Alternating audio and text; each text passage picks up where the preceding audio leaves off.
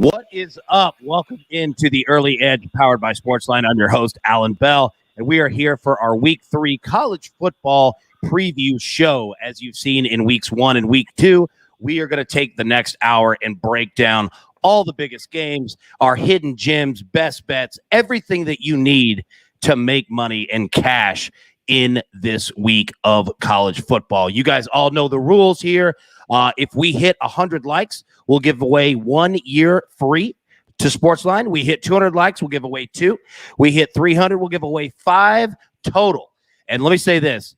Coach and the team set the tone on Tuesday in the NFL preview show, giving away, 12 subs, I think, total what it was? You guys were amazing. So let's try to do that again. And also, obviously, in the comment section, put in your questions on any game, any bet, any team that you have. And who are you going to put that to? Well, let's just bring in the experts right now. You see them here. Look at these beautiful faces. All right, let's go around the room here. Chip Patterson, welcome back, buddy. You all know him from the Cover 3 podcast. Our man is sitting 11-7 against the spread so far up to Week 3. Crushing it, my man. How we doing? I love when the cool off and when the floor is still 500, because then you're just like, all right, because then all we're going to do is bounce back up. No, I'm excited, man. I've carved out this 3 p.m. spot on Wednesdays. I feel like it's a good way for me to even get my own motor going because, of course, we got Cover 3 podcast, Locks Live, every Thursday, 11 o'clock. So I refine all of my takes right here with some of the smartest people around. Well, let me tell you this. After last week's show, I went and found the one last Radio Shack / Blockbuster in the country and got myself a boombox. Yeah, dude. You inspired it, bro. Like, I loved it, man. That was fantastic. All right, now, welcome in our man, Josh Pate. You know him as the national correspondent, everything at 24/7 Sports, the Late Kick podcast, let me say. You see him on CBS Sports HQ and everywhere in between. Josh, welcome into the show. Yeah, I need a step stool so I can get the branding here, but I don't feel like talking for an hour. Happy to be here. Look, I've just been outside. I haven't even been on the show, so I'm 0-0. You can look at that as 0% or 1,000%. I choose the latter, but I hope to ingratiate myself well today. Well, let me say this. All right, question. Were you at the Iowa State game over the weekend? Yeah, I still got the sunburn. I absolutely was at the Iowa State game. Well, let me tell you this. I caught a picture of you on the sideline, and my man, you have not missed a day in the gym, buys and tries all day long. You're looking strong out there, brother. I liked it, man.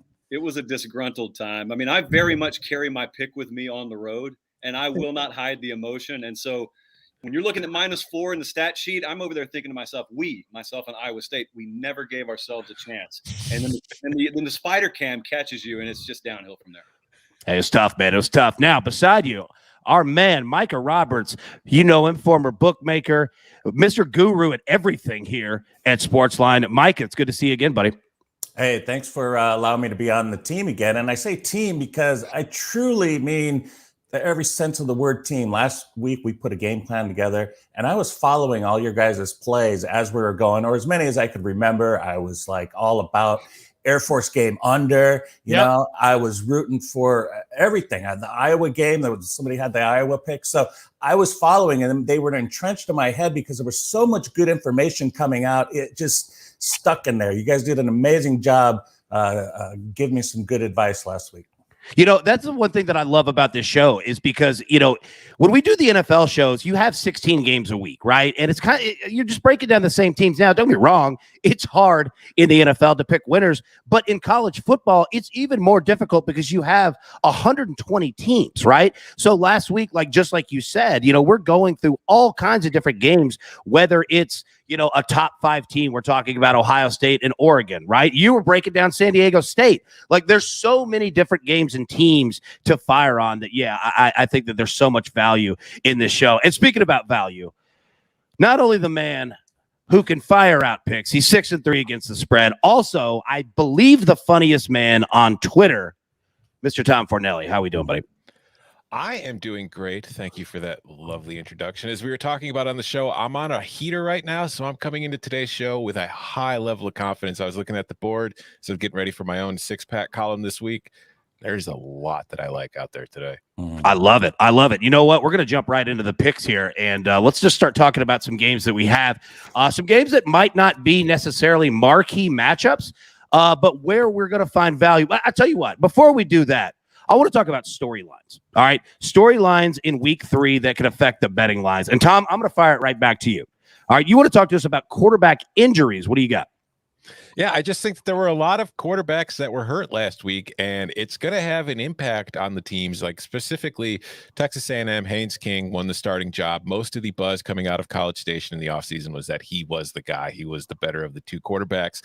Zach Calzada comes in against Colorado, does not look very good. And of course, anytime you lose a QB during a game, it's more difficult to replace them when that wasn't the game plan. So I expect the Aggies to be a little bit better, and I expect every team that is essentially, whether it's Kansas State or it's Boston College, everybody that's been able to have their backup quarterback in practice as the number 1 all week, game planning specifically for that guy. I'm looking to see if there might be a little more value on those teams, as people might be a little too willing to write them off in some cases. But spoiler alert for one of my picks, one spot, I don't think that'll be the case. Well, speaking about value, Josh, I'm going to throw it to you. You've got early season perceptions that might not really come into reality. They might not happen. Break that down for us. Yeah. Think about Alabama. So I remember a few years ago, they opened against Louisville. It's down in Orlando. And they blow Louisville out. And it was a situation where this I don't even like to say the word narrative. So this thing in everyone's mind got set. And Nick Saban, for about the next 10 weeks, tried to tell people in press conferences, hey, we're not as you think we are. But no one cared because they kept winning. And it didn't really dawn on people until they got skull drug in a national title game against Clemson that, hey, maybe there were some deficiencies that got covered up by wins. And the reason I bring that up is because he sounds the same way right now. He's been talking that way for 2 weeks. And some people dismiss it as, oh, he's just trying to get folks jacked up from Mercer. Well, if you learn to interpret Saban, there's a way he talks when he's not really feeling it. And then there's a way he talks when he is feeling it. And I think he's feeling it right now. I don't think they have the kind of leadership or pass blocking ability on the right side of the O-line that he wants, that he thinks that they can take on the road. The problem is Florida the kind of team that can expose that either way? But you look at Auburn, everyone feels good there. They've played 2 directional schools essentially, so there's really nothing that's been proven. Virginia Tech, seems like yesterday Justin Fuente was all but out the door. Well, then they cover against Virginia at the end of the year, and then they cover against North Carolina. And so there are a lot of perceptions out there that, every week it peels back another layer of reality, and there could be some of those dynamic shifts really in that Auburn-Penn State game that goes both ways. I love it. Now, speaking of head coaches, Chip, I'm going to throw it to you. We saw some big news out of Los Angeles. USC fires Clay Helton. How is this job opening looming over big games this week and I guess the rest of the season? Well, first of all, we got to figure out what we are going to do with the Trojans. You've got to say, is this going to be something that you're going to buy into with the interim coach coming in? Is this going to lead to success? Or are players going to check out? I will say that unfortunately for USC, this program has some experience rolling with interim coaches and being able to steady the ship a little bit. I mean, granted, it's not these players, but that's not something that is foreign at all to the Trojans. So I don't make really any adjustment in my valuation of USC. The other part's not going to affect the betting line unless it is impacting the marketplace in a way where, average college football fan who likes to blow a couple dollars on a weekend game, they might get in their head. It's like, I'll tell you what, James Franklin's going to take that USC job. We better fade Penn State. Like, if you want to jump on the other side of that, but I just think that the conversation is so interesting that Luke Fickell and James Franklin are head coaches in 2 of the biggest games this weekend. Cincinnati going to play Indiana, and as we mentioned, Penn State hosting Auburn. And they are 2 names that are on everyone's list of the right coaches to hire, right? Because pretty much any power job comes open, you're going to get the same 7 to 10 names. And these are 2 of the top coaches in all of college football. And so with all of this swirling around, I don't think there will be any impact on the field. I do trust the level of both these coaches to be able to not let this affect them this week or even much more, at least until the end of the season. But I think that in the way we talk about the sport and with it being just sort of the hot goss of the week, it's definitely going to be a storyline as we go into Saturday. What interests me the most about that is that, whether it's college or the NFL, usually these firings happen towards the end of a season. And when you look at it from a betting perspective, it's usually a good play to ride with that team that week, right? Like you see kind of an initial energy burst. It might only last 1 game, but they're usually a good bet. After week 2, I don't even know, I don't know if there's even an emotion. It's just like, what the hell just happened? You know what I mean? I don't even know who their interim is, to be completely honest with you. Dante Williams I believe it's Williams, right? The cornerbacks coach, defensive backs coach. His job is to keep that recruiting class together. Right. And he's the chief recruiter right there. And that's because he's the chief recruiter. He better than any other coach. And by the way, this coaching staff has had so much turnover in the last couple of years. He better than any coach is at least going to know those personalities to be able to try to keep the locker room. And as Tom mentioned, the recruiting class together. Yeah, so I'm fascinated to see, what USC looks like, the next couple of weeks. Micah, throw it over to you. Speaking of teams playing at home and emotion, the value of home field advantage, is it there? Oh, yeah, it's huge. Absolutely huge. More so in college football than at probably any of the sports. Certainly baseball, certainly more than NFL. College basketball, debatable right there. NBA, certainly. So of all sports, it's the most important. And obviously Alabama, big crowd. They're always going to be 7 to 7.5, 8 points attached to their overall rating, depending on who they're playing, whether they're better than the other team or not. In most cases, they are better. But the other thing is looking at some of these, over COVID, I don't know if my mind got mushed and I just carried over numbers from the past and said, whatever, it's different now. It's not different, because I looked at a couple of games the last 2 weeks, completely changed just on home emotion. And it's not just because of the immaturity of players or the road team traveling, new routines. The pros, they got routines they do on the road, and it's just the road. The kids, they don't know. The young kid going in for the first time. I look at the Bryce Young this week and go into Gainesville. Tough place for him to play. Something that I think you have to play a little more on with the young kids than the older kids. Then you got the emotion of the officials getting caught up in the moment. And this was so apparent in the game. I watched ECU South Carolina all game long. It was a game I was on. I took the good number and I went back and I was like, I'm going to get really screwed in this game because of the officials. And I hate to say that, it sounds stupid and petty, but the right side did win by 3, which, by the way, was the original number. It went all the way to ECU 5 and back. But the officials, every time SC got a first down or a touchdown, it was like it came back and they got caught up in the motion. Virginia Tech a couple weeks ago, caught up in the emotion. They played great, but they took down a really good team. And I think the crowd had a lot to do with that with Carolina. And then Mississippi State completely wiped out NC State. The crowd, even those store-bought cowbells that aren't metal, they're plastic. They made this Zuva Vela sound like in the World Cup.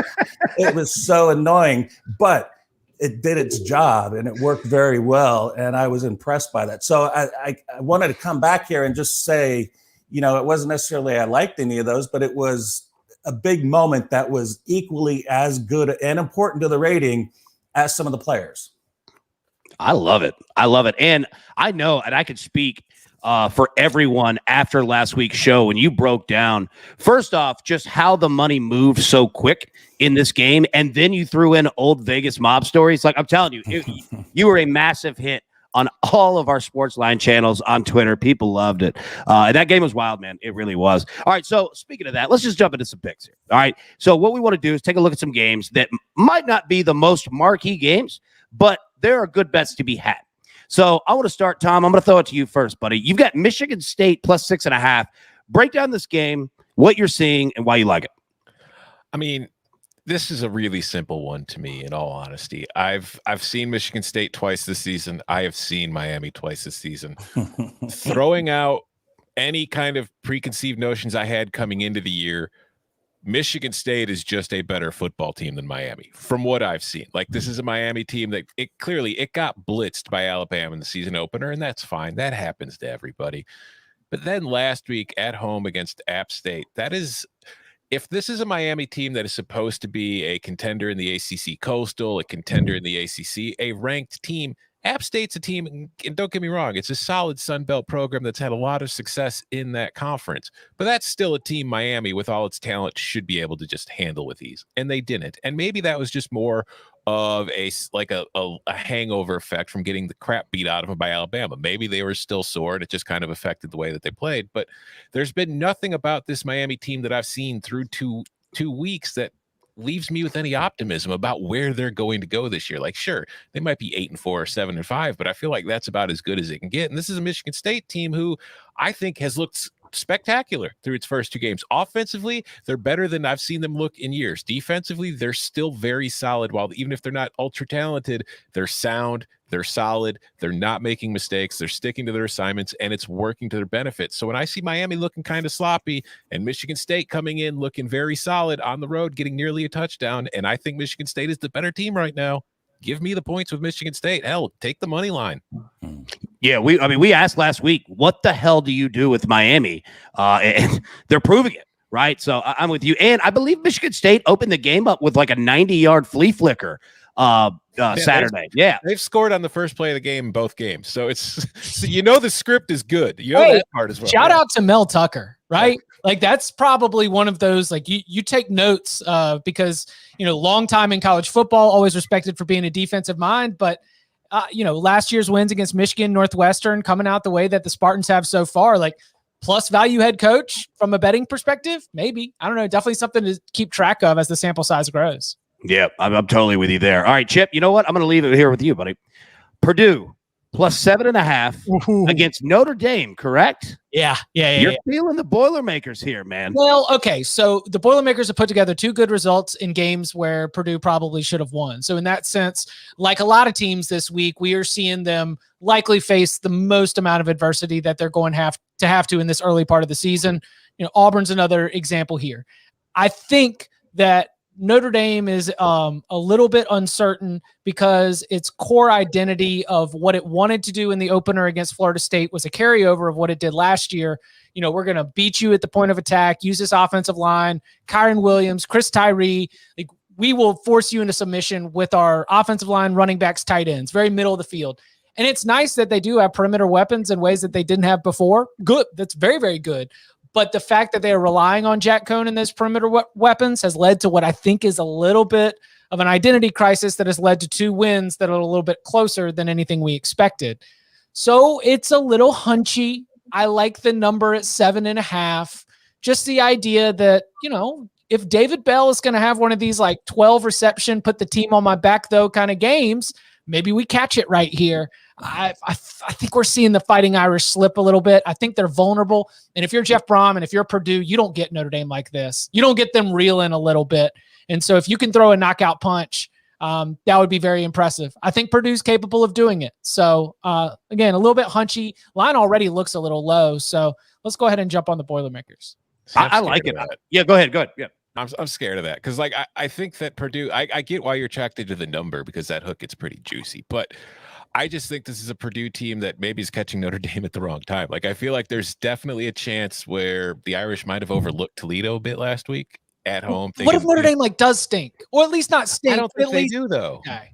I think this is going to be a Notre Dame blows the carbon out of the engine on offense kind of day. And Purdue's defense has just been so bad the last year. It's hard for me to trust it. That's fair. That is like, I need, again, like as I play it out in my mind, I need that 14. I need the David Bell, like I am the best player on the field kind of game. Yeah, no, it's clearly possible. Like, I'm not saying it's a ridiculous pick. I'm just, I don't like it.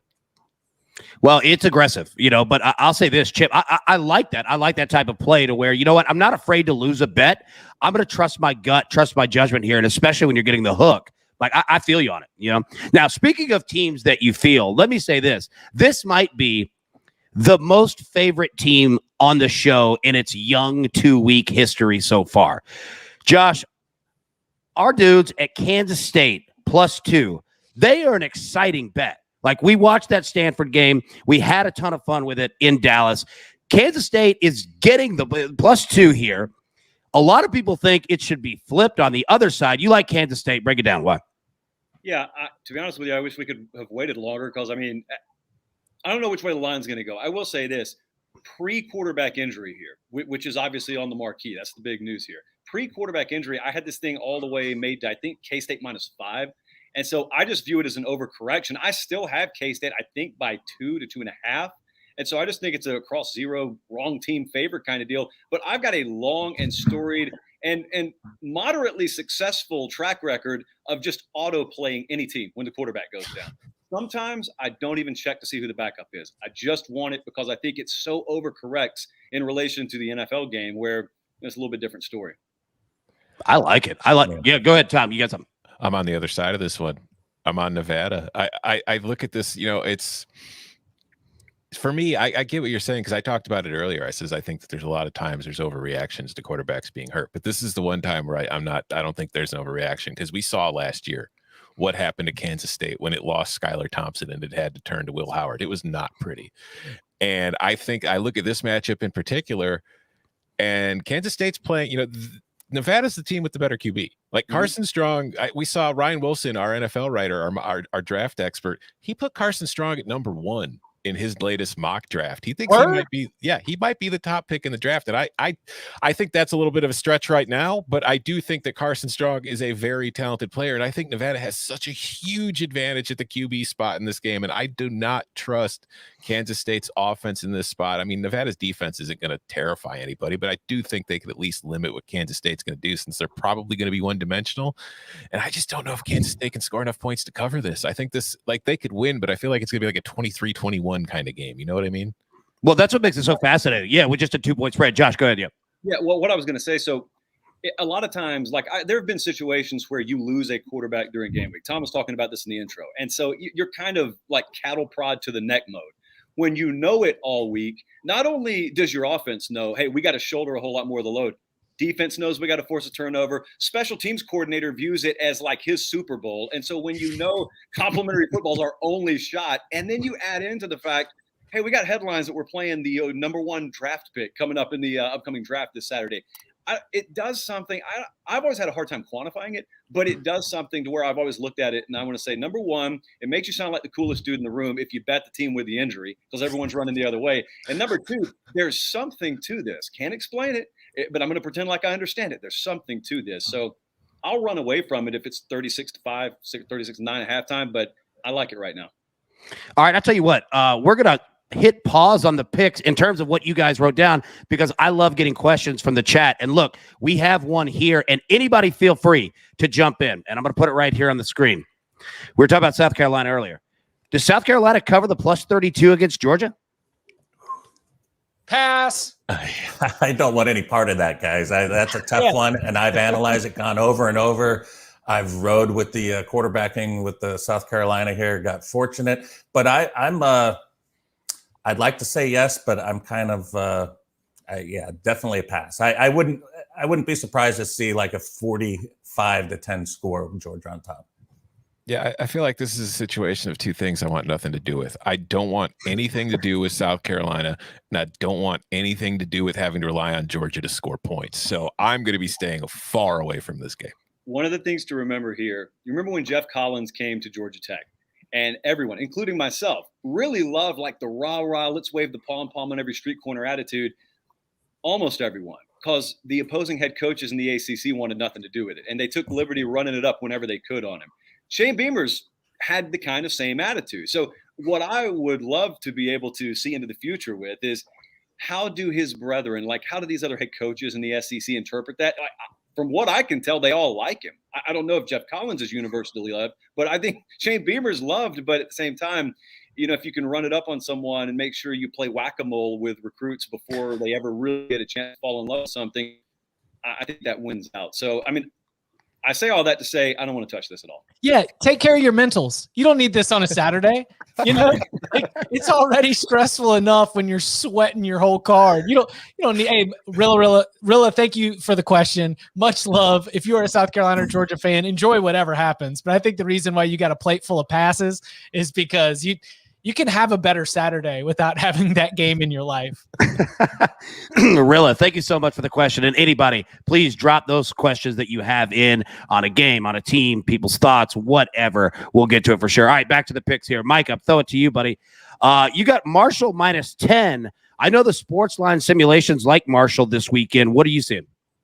I like Marshall. I think the game should be closer to 15-16 in that area. And that's just because of the Marshall defense. Amazing so far. Number one, I think already again, 8.5 points allowed. Last year, number one, 13 points allowed. This defense gets after it. They do not miss tackles. They're intense and they intimidate. And I think it's one of those things we see at schools like Liberty, Coastal Carolina, and Marshall.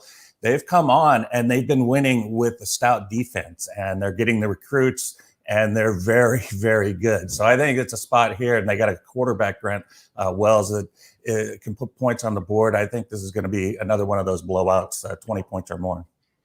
All right, Tom, I'm going to throw it to you. Yeah, go ahead. Did you have something to say? Oh no, I was just going to make a comment too. Like with East Carolina, that's a team that I've spent the last year waiting to see the next step, and I'm still waiting to see the next step.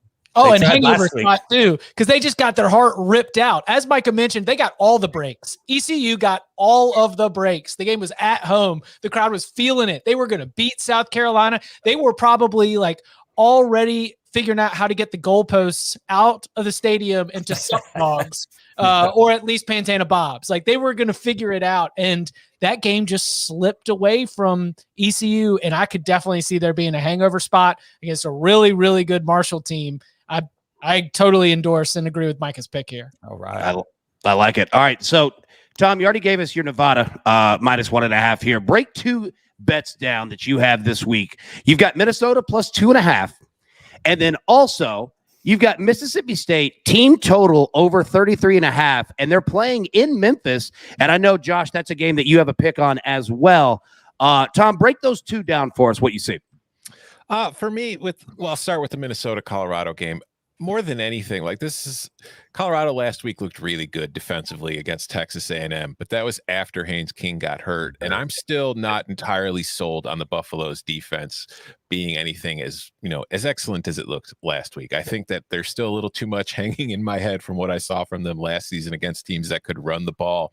And I think that this is a Minnesota team that can still run the ball. And even if it's not running the ball extremely well, it at least does an excellent job of getting 4 yards at a time against you and just kind of slowly keeping your offense off the field and suffocating games. And I think that's what Minnesota is going to be trying to do in this spot on the road. So I think this is going to be a close, low-scoring game.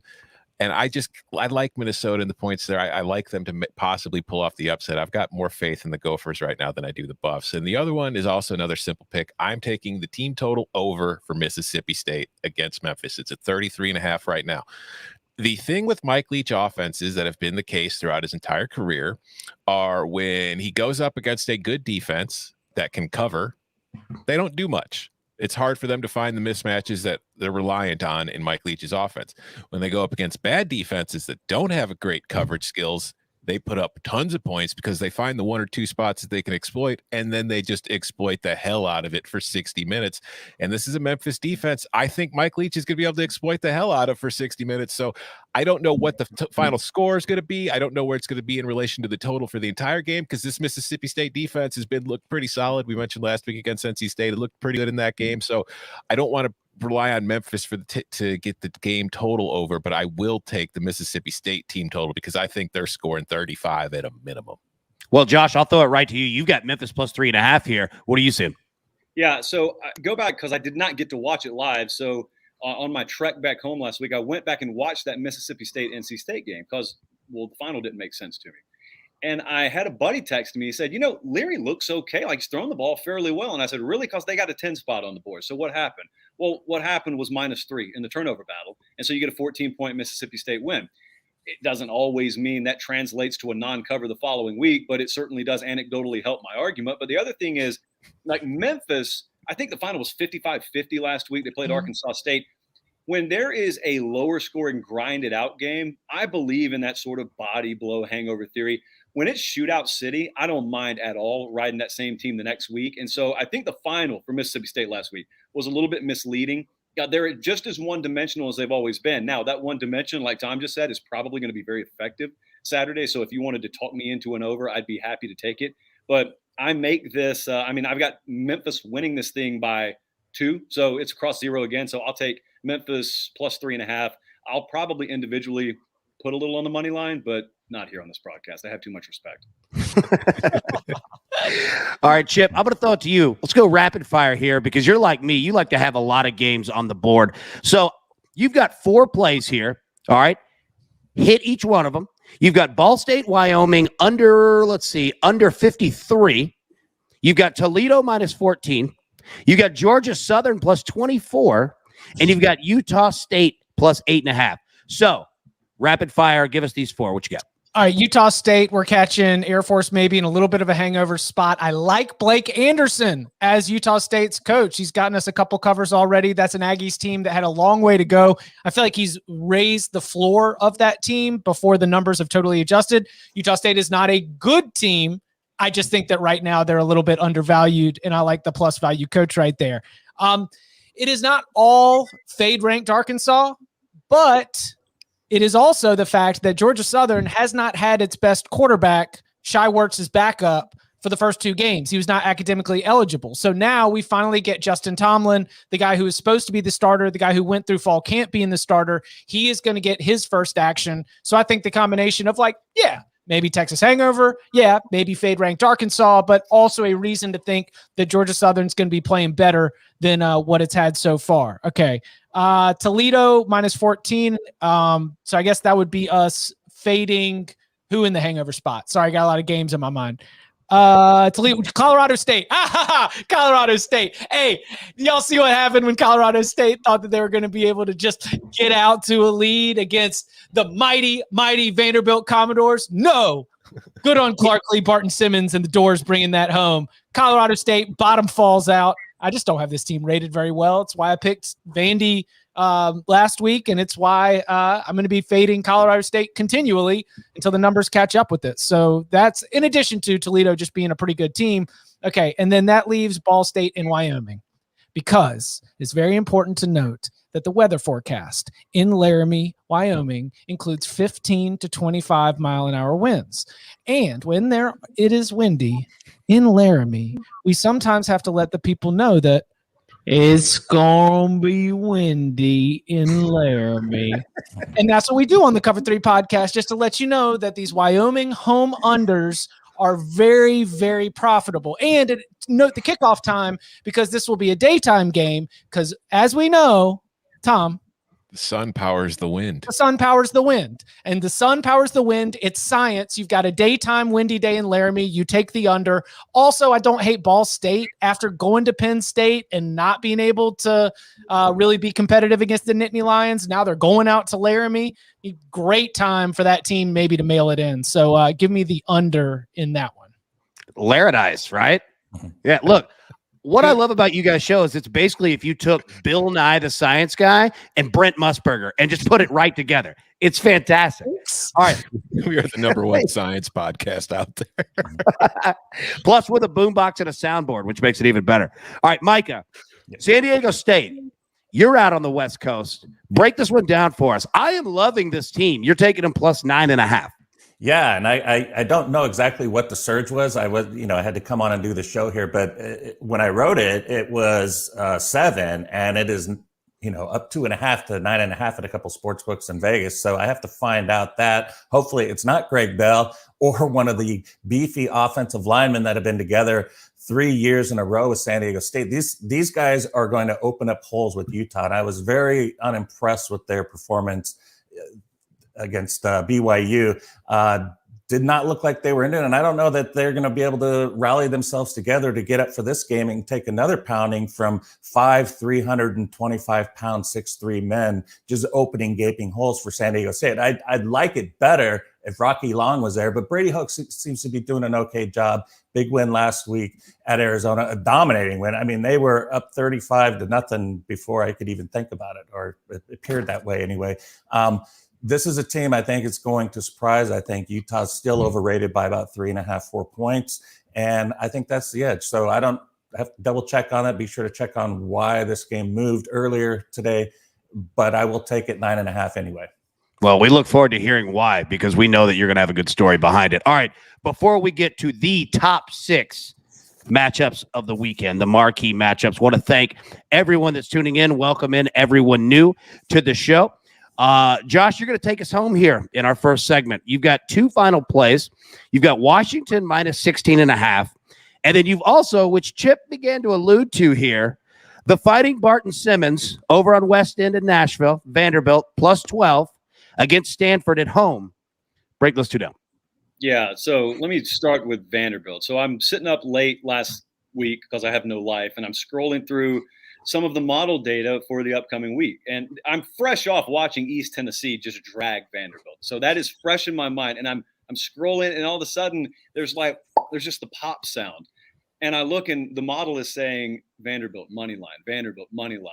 I was stunned.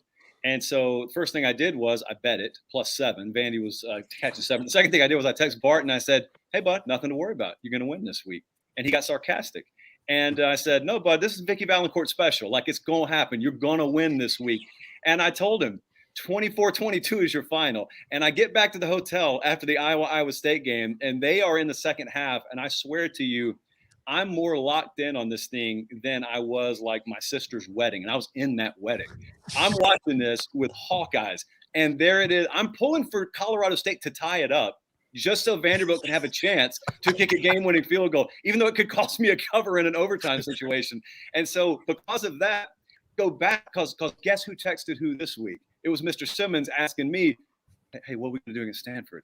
And I looked, and again, while they're laying 12, I think they're catching 12, we've got it at 7. And so, yeah, we got to help Stanford win, but academics don't run it up on academics. We all know that. There's a certain camaraderie that has to be maintained here because it is Stanford West versus Stanford East. So I like Vanderbilt plus 12, and hopefully there's some residue from last week instead of a hangover. So I got that one, and I am so flustered at the moment just reliving that. I forgot what my other pick was, Alan. What was it? Yeah, you've got Washington minus 16.5. But let me say this before you jump into it, not to fluster you even more. First off, that's hilarious, right? Second, Barton Simmons is the general manager of the Vanderbilt Commodores football program, a former colleague of Josh, of Chip, of Tom. They've worked together forever, and now Barton obviously running things over with Clark Lee at Vanderbilt. I love Barton's response there, where he's like, yeah, I'll let the fellas know. Like that's perfect Barton response. It's funny. Yeah, Washington minus 16.5. Okay, so no one wants any part of Washington right now because there is a widely held belief out there that they don't have touchdowns in their playbook. And that's valid because they really haven't to this point. I will say this, though. So I grabbed this at 14.5. I think it's going to go to 17. It's at 16.5, I believe, as we're broadcasting. I'm watching Arkansas State, and they've hung 40 and I think 50 the first 2 weeks, and they faced Central Arkansas, and then they faced Memphis last week. Butch Jones and his staff are brand new there. Their first road trip is to Seattle, Washington, across 17 time zones, and they're facing a team where your entire coaching staff is on very, very thin ice with hot blades because of the allegation that you can't score.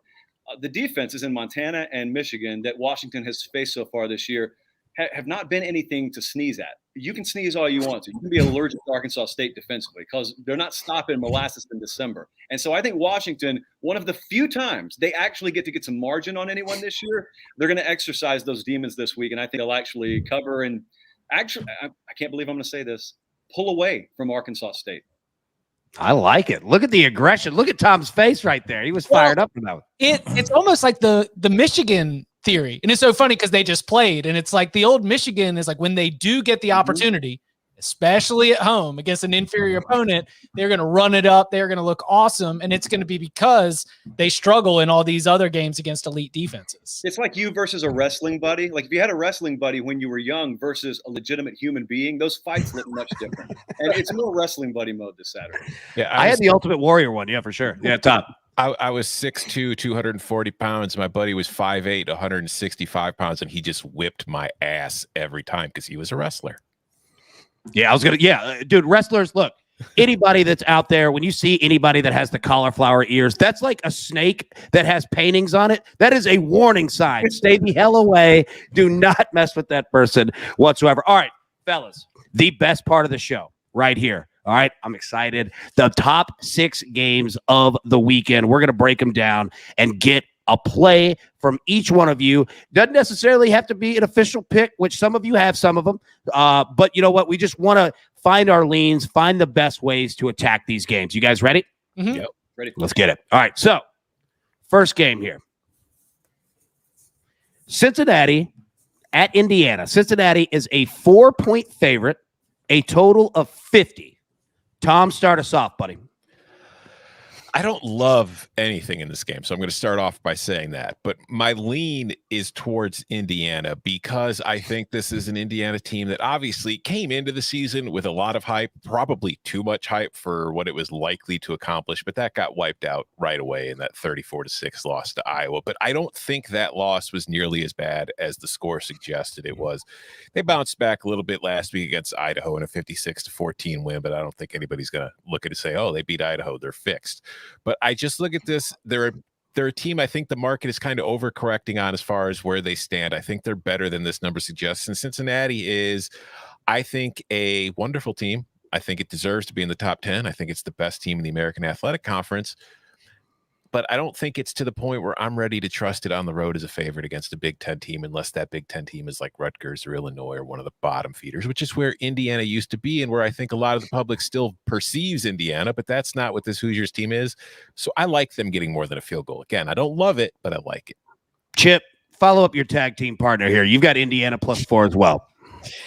So I make this game 7. But college football's dumb. This is a pick where I think college football being dumb and sometimes the numbers not being the results just is going to happen. I'm calling this for college football reasons. On a neutral field, Cincinnati wins this game handily. Even when I factor in home field advantage, I think Cincinnati should win this game. But college football throws us some weird twists and turns. I mean, the phrase I use often is, wouldn't it be funny or wouldn't it be hilarious? And part of when I'm saying that, I am telling you about my love for the twists and turns and surprises. And I do like to try to find a couple spots.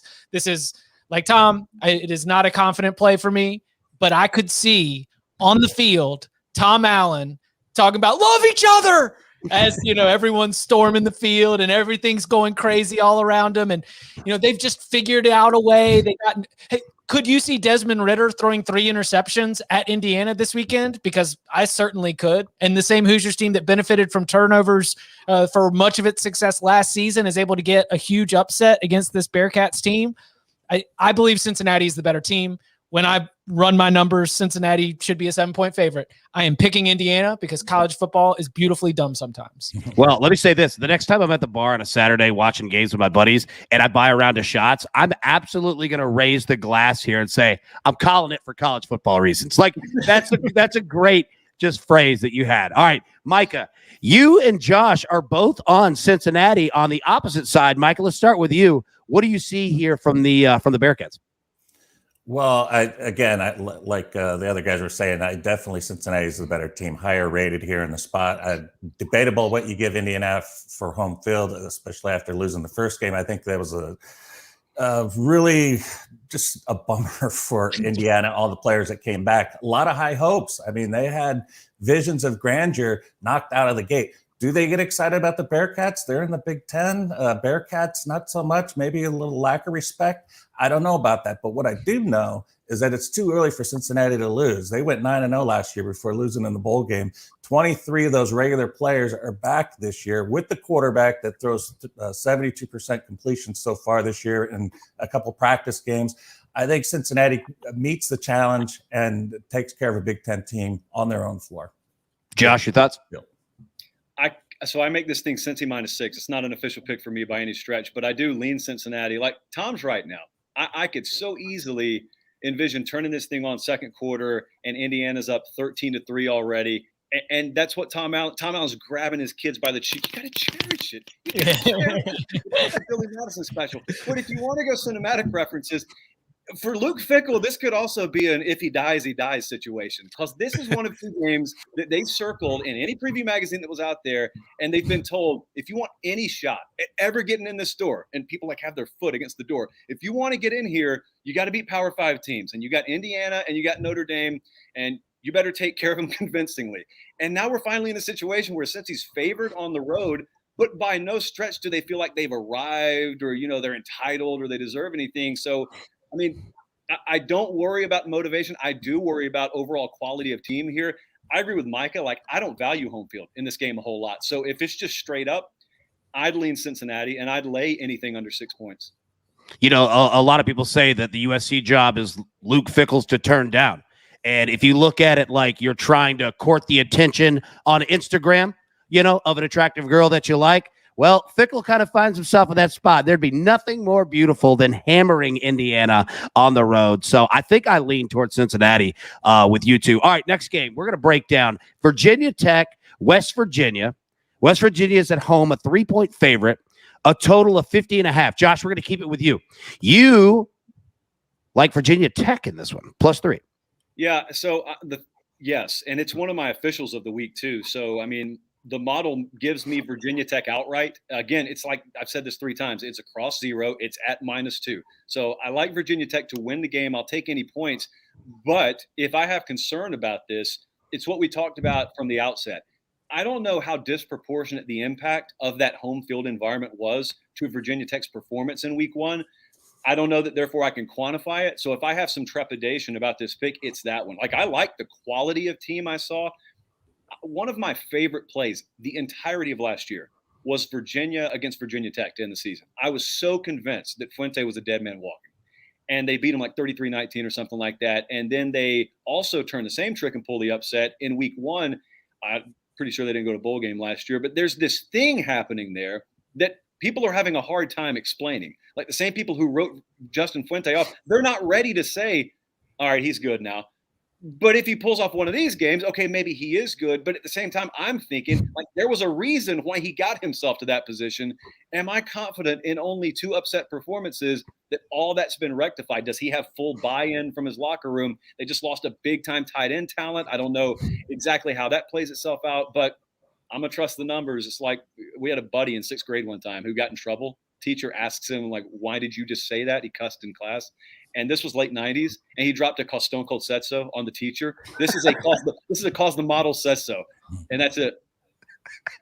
That is fantastic. That's also going on the board as a T-shirt idea right there. I mean, we can't put the Stone Cold, but just because of how Josh did it. Now, speaking of wrestling, the tag team champions up there, Chip and Tom, you both are on the under of 50.5. I want to hear each of your thoughts. Tom, break us down first, man. What do you see? For me, I think that if I'm trying to figure out what Virginia Tech's game plan is going to be here, it's going to be similar to what they did against North Carolina. They're going to try to control the clock and control the ball with the run game. This is a team that runs the ball nearly 62% of the time. It's what they do best. They're not a great passing team. And I think going on the road in an environment like this where it's going to be loud, it's going to be raucous, they're going to try to stick to their basics, stick to their principles, and stick what works to them. And I think that against this West Virginia defense, which has lost a couple of key guys on that defensive line the last couple of years, I don't think they're going to be able to run the ball all over them, but I think they're going to have enough success on the ground to do that. And I think that's going to keep the score lower because while West Virginia tends to move at a quicker pace than the Hokies do, I don't think they're that efficient with what they're doing on offense yet or have the full capability. So I think this is going to be a lower scoring game than the total suggests. Yeah, I don't trust either of these red zone offenses, and I especially don't trust them for Virginia Tech after James Mitchell's gone. Like, that is your third down guy. That is your red zone guy. That is, we need to find one player that we can scheme wide TF open. And Mitchell was like the only elite talent in terms of pass catchers that you had for that Virginia Tech offense. And so I could see like a lot of movement, maybe like between the 30s. But I think when the field gets a little bit shorter, both of these offenses are going to find going to struggle a lot trying to find some touchdowns. And just on every possession that does end up being a scoring opportunity, to think you're not going to get a great turn in on that, that normally ends up playing to unders because, I mean, then what about missed kicks? What about blocked kicks? Like you've even factored that in as well, such that even field goal attempts are a chance where we could see fewer points on the board. So it just, neither of these quarterbacks really intimidates me as an elite downfield threat. I really like the under in this play. Yeah, I like the under too. I also can't get out of my head because the model said so. That ought to be like you walk in Josh's office, like it's like Notre Dame, right? Like it has to be right there on the wall. Now, Micah, you've got West Virginia -3. You're eating the points here at home. What are you seeing out of West Virginia? Well, I'm not going to bet this game, but as soon as I went down the numbers and I'm looking, I go, it's pretty equal, nothing here. And then the one thing that stood out, I was like, oh, okay, last 7 home games, 6-0-1 against the spread. And I've been to home games there before. It's very intense. But I did not realize that they were that sensational in recent play. And I believe they have the better quarterback at home this week as well. So I would take West Virginia if I had to bet. I like it. Now, one of the most exciting games that probably not a lot of people are going to be talking about, but I think that this could be fireworks. We've got Fresno State at UCLA. UCLA is an 11.5 point favorite, sorry, and a 63.5 point total here. Micah, I'm going to start with you. We've seen some exciting things out of Chip Kelly. Yeah. It's been fun. And Fresno State, we saw what they did, obviously, week 1 against UConn. That was nothing. But they take Oregon to the wire. Yeah. What do you see out of this game? You've got UCLA -11.5 and the over 63.5. You lean on these. They're not official picks, but you lean both of these. Yeah. What are you seeing out of this game? Well, Fresno State's going to get there. So they're going to score. They're not going to be shut down like UCLA has been doing to their opponents so far. They're going to score and do extremely well. But UCLA is just kind of everything. They're scoring on every position, moving the ball. Thompson Robinson's doing an amazing job finally after he came from Vegas High School. And we've been waiting for him forever. And he's got Chip Kelly, and they just couldn't quite get it together. 10-23 in 3 years. But they look like they got it together. And I'm not saying that LSU's like they were in the past with Joe Burrow or anything, but it still was a great win, a foundation win. And I think they can lead from that. And maybe, I'm not saying they're going to win the national championship, but eventually Oregon, UCLA, one of you you're going to have to talk about. And UCLA is 100-1 right now, or were last week at Caesars Palace, 5-1 to win the Pac-12. And I think what I've seen so far, especially with all the offensive linemen back, they're huge, open, gaping holes.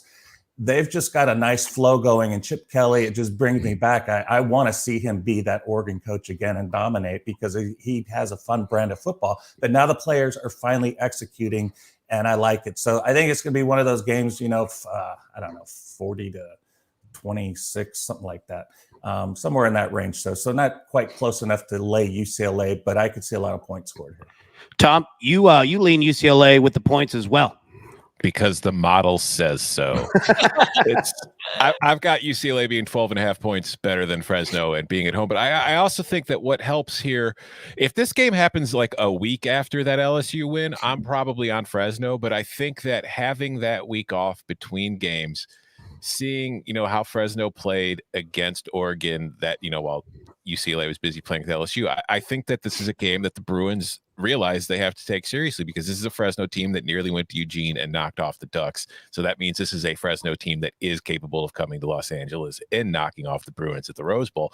But I just think that this is a really good UCLA team. And, our Cover 3 co-host, Bud Elliott, has been on the Bruins throughout the entire offseason. I was just kind of skeptical. I thought they looked good last year, but it was hard to know what to take away from the Pac-12 from what we saw last season, considering the crazy situations that those teams were put in just to even play a tiny little mini season.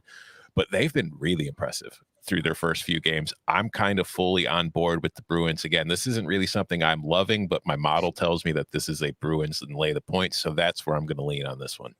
All right, Josh, I'm going to throw it to you. You're on the opposite side here. Fresno State plus 11.5, the Fighting Derek Carrs. What do you got on that?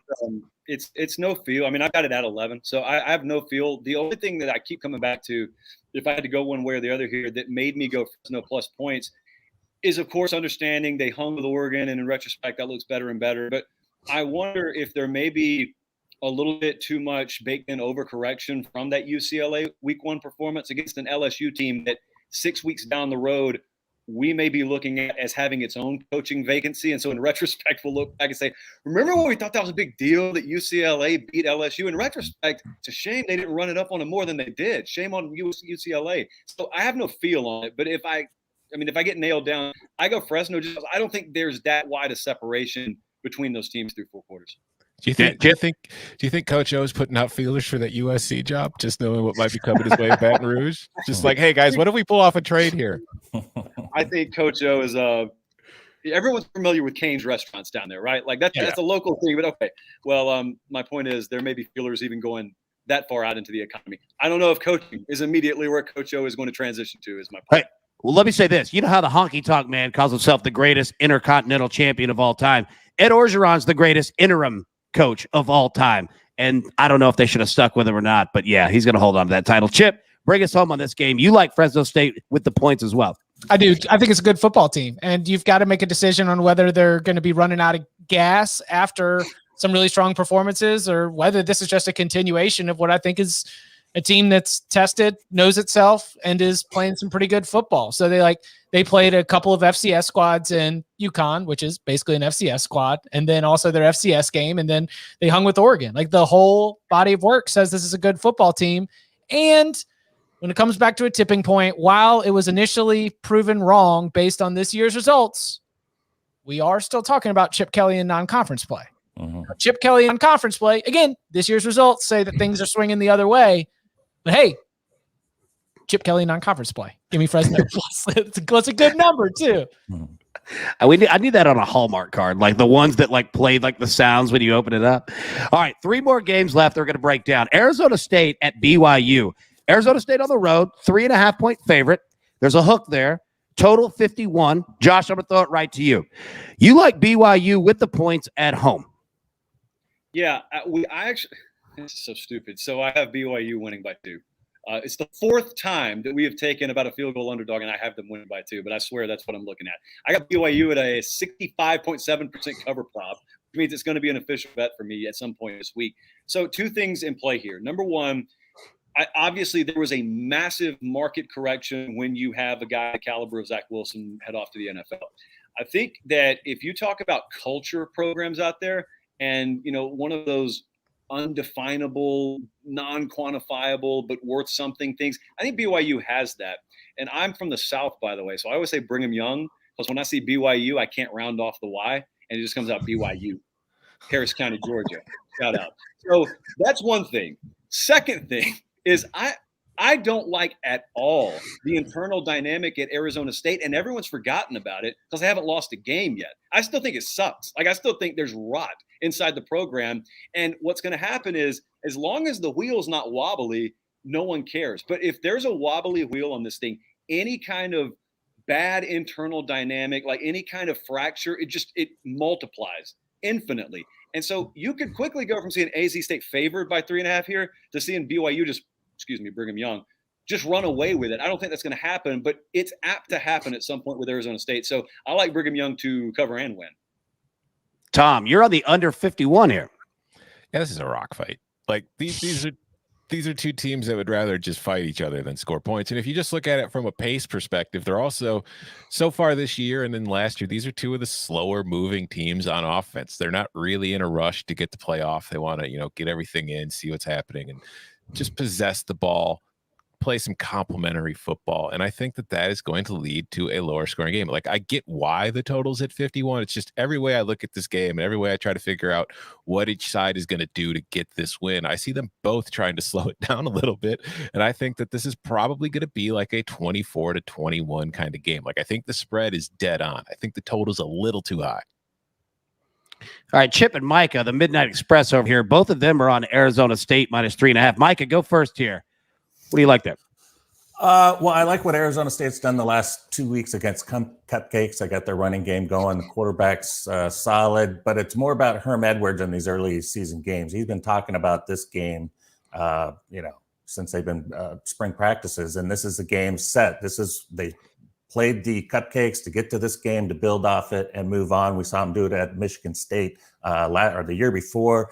He's just a really good motivator, and young kids, impressionable. He does an amazing job with that. The defense, they don't miss tackles. The secondary is one of the better tackling secondaries in college football, and I expect that to happen. I just didn't see a lot, even though they won last week. BYU, I don't think there's the cohesion or the identity that they know who they are yet. Chip? I mean, a lot of the Arizona State reasons, but also going back and looking at some of the conversations during media availability on Sunday and Monday. The Utah win, a big deal. They celebrated, and Kalani Sitake even admitted, he said, we had trouble turning the page. Like, that was something that we were fired up for. And, this BYU team is more battle tested. I think they're a pretty good football team. And I think that, if they win, it won't be a surprise. Arizona State is not battle tested, but if BYU was having trouble turning the page from that Utah win, then this might be a very, very focused Arizona State team that, as Micah mentioned, has been looking at this as its big time show out kind of moment. So I'll take Arizona State with Jaden Daniels as the difference maker. Now, we only have 2 games left. 2 massive ones. 2 massive games this weekend. Let's start Auburn at Penn State. All right, Happy Valley, wide out. Penn State's a 6-point favorite. Total sitting at 53. Tom, you start us off. You like the home team here. Penn State minus 6. Do I look dumb to you? Negative. I know I'm stupid, but I don't look dumb, right? At least I'm not dumb enough to bet Bo Nix on the road. Yeah, what the heck? I mean, Bo Nix has looked great through 2 games against Akron and Alabama State. I mean, no one's got Auburn, right? Can we just check this right now? No one here is taking Auburn, correct? No one. No. Yeah, and it's because it's been a very clear-cut difference. There's Bo Nix at home and there's Bo Nix on the road. His completion percentage drops by about 10%. His yards per attempt drops by about 2. And while at home, he's thrown 15 touchdowns to 1 interception. On the road, he's thrown 9 touchdowns to 10 interceptions. And I don't think Penn State is an explosive juggernaut kind of offense, although I do think Jahan Dotson gives them a deep threat that is very useful and valuable, and we saw that against Wisconsin. I think there's a limit on them with Sean Clifford at QB, but I think the limit's a little bit higher with Sean Clifford than it is with Bo Nix on the road. So I'm not overthinking this one. 100,000 people packed into Beaver Stadium, all wearing white. Bo Nix, first road game of the season. Yeah, I'm expecting at least 2 interceptions from Bo, maybe 3. Give me Penn State and lay the points. Micah, you feel the same way. Penn State -6. Yeah, and I think, Auburn's looked fantastic in their 2 first games. I think they're leading the nation, 61-point scoring average through the 2 games. Impressive. But the opponents, the Penn State's been working on this since last year. They've resurfaced. I think they started 0-5 last year, won their last 4, won their last 2 this season, covering all of them. This is why you don't bet against a streak, because a team keeps winning and winning. You bet the streak. You don't bet against it. 6 straight winning covers for Penn State. They got movement. They're carrying over from last year. I think it rolls over here. And Auburn's going to get punched in the mouth, and I don't think they're going to like it very much. All right, now, Josh, you've got 2 leans that you like here. Penn State -6 and the under of 53. Yeah, I don't think Penn State's going to have to do a whole lot offensively, even if they were in an Auburn universe capable of it. I just don't think – I'm just very surprised the total's above 50 because I made it like mid-40s, so I'm not even close on the total. So I really love the under. I was there in Gainesville when the alter ego, Bo Picks, when that was born, and when he kept just here. It was bad. And I was on the Auburn sideline, and I was like listening to some of the interaction, and there was a whole lot of, what do you want us to do? Like, there's nothing we can do from the defensive side. Like they were fighting, and then all of a sudden they come up here, they barely squeeze the Gatorade bottle. Guys, get back out there. And so it was like that all afternoon. I say that to say this. That's been a multi-game problem for Auburn. And unless there's been like a status quo change, which there hasn't, I can assure you, because the staff's been there about 15 minutes, so there's nothing they could have done, then you've got the same guy going on the road. So you're either going to do one of 2 things. Either Tank Bigsby, who's a very talented back, is going to single-handedly run the ball a la Derrick Henry like 43 times en route to a 19-17 win, or Bo Nix has got to eventually take it on his shoulders and make some big throws. You said over/under 1.5 picks, Tom, or 2? Like, where are you at with that? I would say at least 2. They're not even going to have him put the ball in the air a lot, and that's still probably accurate. I see little to no chance. And so I like Penn State to cover and maybe not having to score over 24 to do it, and therefore I like Penn State and the under. Yeah, Chip, you feel the same way. You got the under 53. Yeah, Sean Clifford, Bo Nix. All right. Yeah. Easy enough. See? Well, man, a few words. Like, you know what? I'm surprised you didn't have that on the soundboard. Points. You think there will be more than expected points in a game? No. And Bo Nix. Not in this one. No. All right. Now, we're down to the final game, the biggest game of the weekend. We've got Alabama at Florida in the Swamp, 2:30 Central. Alabama's 14.5-point favorite. It's dropped. Alabama was a 15.5-point favorite yesterday. It's down to 14.5. We've got a total of 58.5. Now, before we jump into the game, everyone tuning in right now, I want you to understand something. We played a game last week to where guess what in the world that Chip Patterson was going to take in the biggest game. I enjoyed it. Also, I got a hold of Jonathan Coachman's expense account. So what we're going to do is this. I want you to put in the chat right now your Twitter handle and what you think Chip is going to take in this game. And keep it simple. It's either Alabama spread, Florida spread, over, under. Those are your only 4 options. So that's all you need to put. Put it in the chat, your pick of what you think Chip is going to take and your Twitter handle so that I can find you and I don't have to spend 6 hours trying to, go through Yellow Pages to hunt you down. But we're going to give away a free year-long subscription courtesy of Jonathan Coachman, which he'll find out later on. And put that in there, and we'll see what we've got. So, Alabama, 14.5-point favorite on the road at Florida, total of 58.5. Josh, I'm going to come back to you. A Southern man. You've got Alabama 14.5. Yeah, this is It's one where I wanted to find a way to take Florida. But the problem is the deficiencies, relatively speaking, that Alabama has. I don't know that Florida is the team capable of exposing. But I'm telling you, like, we let it off over an hour ago, and I'll reiterate, Nick Saban, I don't think's messing around when he is very adamant that we're not where we want to be. We've got some work to do. Like, I wish people would take me seriously before we lose a game around here. But if you look at the formula to beat Alabama, everyone thinks it's mobile quarterback, and it's great if you can run, but precision passes – all the way back to the Steven Garcia upset in 2010, there have to be like 5 or 6 throws where you go, wow, it's like a 30-70 ball. It's not even 50-50, and somehow they completed it. I don't see Emory Jones doing that sustainable. Like you're going to have to score 30 or 35 minimum to be able to beat Alabama. And everybody's excited to see Anthony Richardson. So either Dan Mullen's stupid and he's had the bench, and people would make the argument maybe he did that with Kyle Trask, or Dan Mullen knows that Anthony Richardson does not fully grasp the offense right now, which you have to do to play 4 quarters instead of just 3 or 4 possessions. So what I think is going to happen is I think Bama's going to taste a little bit of their own blood, and you're going to have a point in this game where if you have a Florida ticket, you say, well, I'm glad I bet the Gators. And then at the end, when it's like 40-24, 40-23 or something like that, you say, well, Bama covered anyway. Like, I can't believe this. This did not feel like a Bama cover because they just keep adding on and keep adding on and keep adding on. So I think it's very competitive, but I ended up going Bama minus.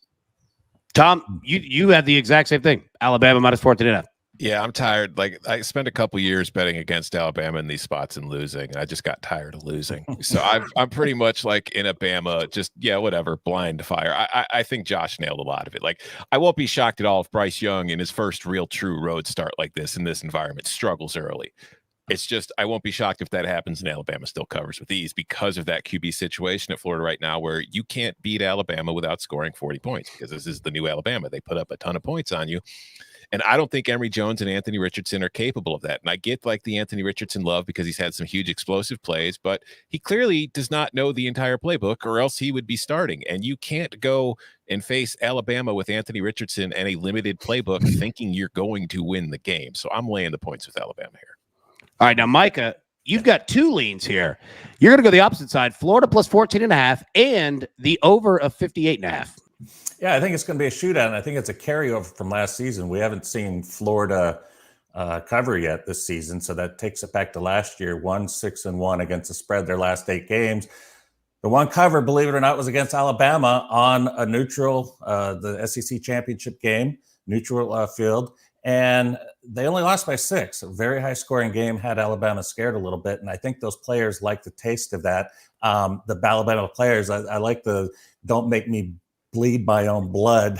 I think they're going to feel it a little bit. And I think Mullen's going to have them pumped up, and we're going to see a very high-spirited performance with the Gators at home. All right. Now, the moment of truth. Chip, again, I'm going to let you announce it here, and then I'll find a winner. What are you taking in this game? Roll MF Tide. I mean, like, is that an elephant? You really need to work on your elephant impression. That's a good one. Yeah, break it down for us. Alabama 14.5.